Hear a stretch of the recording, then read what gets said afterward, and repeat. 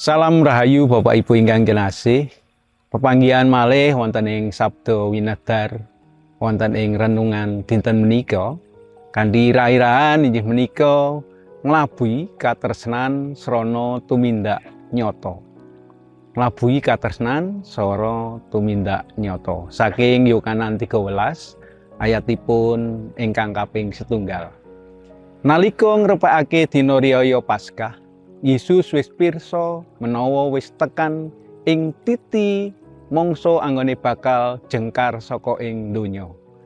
Iki suwan marang ngarsane Sang Rama, padha kaya dene panjenengane anggone tansah ngasihi marang para kagungane kang ana ing donya.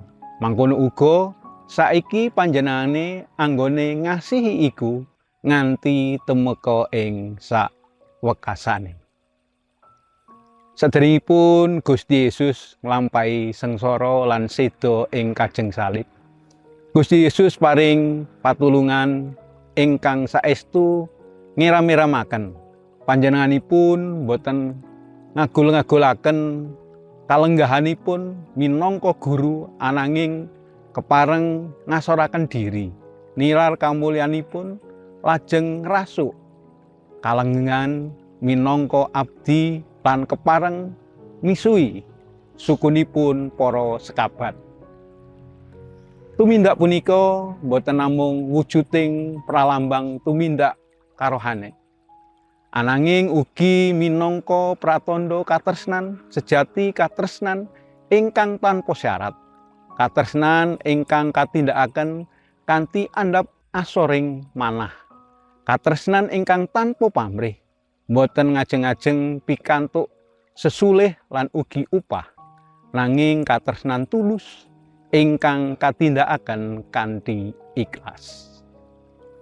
Minangka umat kagunganipun Gusti, kita kedah sumadyo kangge nderek tuladanipun Gusti Yesus, nindakaken katresnan sejati punika ing gesang padintenan.